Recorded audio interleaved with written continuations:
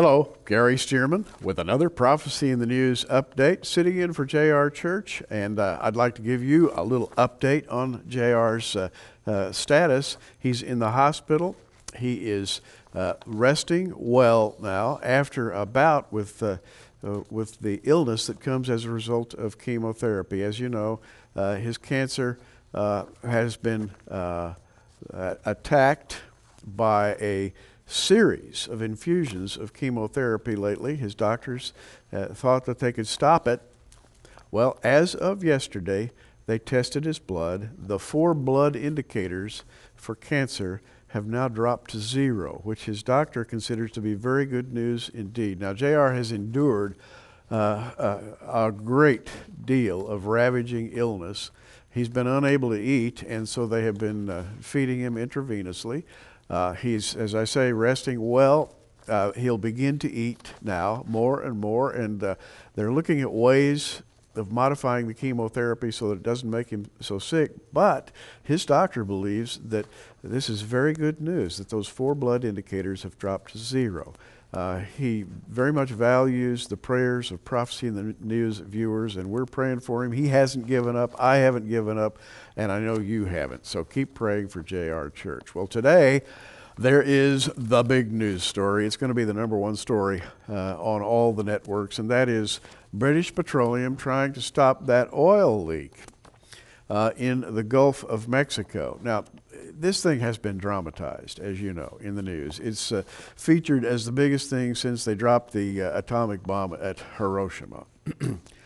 And it's being featured as one of the most horrific catastrophes in the history of planet Earth. But I want to give it a little perspective. We have here a Reuters news release, Houston, May 26th, under intense pressure from the Obama administration. The chief executive of British Petroleum said he expects to decide later on today whether to proceed with a tricky top kill procedure to try to contain leaking oil in the Gulf of Mexico. There's a note here: the massive oil leak is threatening an ecological and economic disaster along the U.S. Gulf Coast. Later on this morning, and that would be as I speak right now, I'll review that with the team. They'll take a final decision as to whether or not we should proceed, said British Petroleum Chief Executive Tony Hayward. Said that on the Today Show this morning. And let's talk for a minute about oil leaks. Back in March of 2008, and it was on the cover of our Prophecy in the News magazine, a big oil rig here, and the title of the article that I wrote was, "And God Created Oil." There's a fascinating story about the creation of oil. You may know about this, but back in the 20s, the 1920s, after World War I was concluded, the Germans realized that they didn't have natural supplies of oil, and they reasoned that if they ever had to fight another war, they'd be in deep trouble because it would be very easy to boycott all their oil supplies. And with no oil, you don't have a war machine. No tanks, no trucks, no planes, etc. Well, the Chancellor of Germany and the German High Command later on commissioned a study to determine if it would be possible for the Germans to make artificial oil, because they have great supplies of coal, and they reasoned that if we could turn our coal into oil and then into gasoline, we'd have no problem creating a war machine. Well, they ended up doing exactly that. In the 1920s on into the 1930s, 2 German scientists, Franz Fischer and Hans Tropsch, worked together at the Kaiser Wilhelm Institute, and they developed a catalytic process called the FTT process, that is Fischer-Tropsch type FTT oil, converting coal into gasoline with oil as a mid-product. Now, it's quite simple to do this, to turn coal into oil and then into gasoline. Now, here's the fascinating thing. This artificial oil, this FTT oil, in a lab, you can check it out and discover that it's artificial because it contains an isotope called carbon-13, which is not found in natural oil. So why even mention that? Well, I'll tell you why. Because in December of the year 2000, scientists were exploring the bottom of the Atlantic Ocean in the mid-Atlantic rift up north, up really almost toward Iceland, very far into the North Atlantic, and they discovered oil. By the way, hot oil, 165 degrees Fahrenheit, bubbling up out of the bottom of the ocean at a very steady rate. It's still doing it even as we speak. It's probably been doing it for thousands of years. So they took samples of this oil. They took it back to the lab, and they analyzed it, and they discovered, to their amazement, that it had the isotope carbon-13 in it. The oil bubbling up out of the Atlantic naturally is the very same kind of oil that the Germans were creating in the laboratory. Both have the isotope carbon-13, which makes the oil in the Atlantic FTT type oil.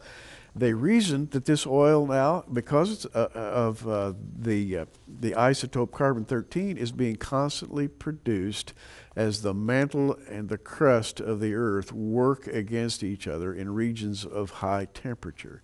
In other words, the Lord, who created the heavens and the earth, is also creating oil, and what's more, it's bubbling up out of the Atlantic 24/7.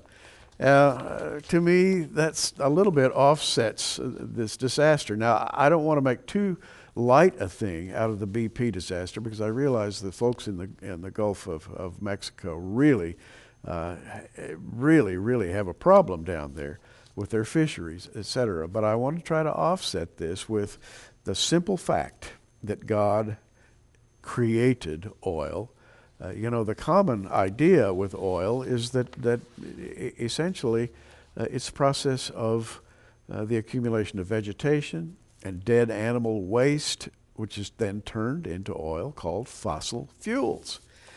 FTT type oil is not fossil fuel. It's being continually produced as the mantle and the crust of the earth rub against each other. It's very, very legitimate to say that God not only created oil, He is creating oil.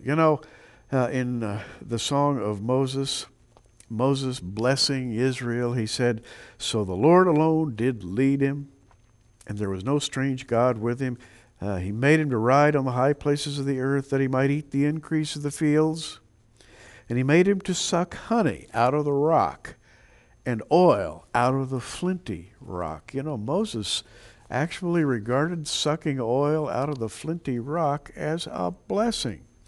In Deuteronomy 33, 24, and 25, a blessing of the tribe of Asher in central Israel. Let Asher be blessed with children. Let him be acceptable to his brethren. Let him dip his foot in oil. Thy shoes shall be iron and brass, and as thy days, so shall thy strength be. Oil is a blessing. God gave it to men so that they would be able to perform the Herculean feats of managing construction, transportation. He knew exactly what we were going to need, and He provided it. He's still making it 24 hours a day in that manufacturing area down there between the mantle and the crust of the earth. That manufactured oil, carbon-13 type, is bubbling up out of the middle of the Atlantic even as we speak. Well, let's hope they get that leak stopped in the Gulf of Mexico, but I just wanted to add a little perspective to the whole story. Gary Stearman with another Prophecy in the News update.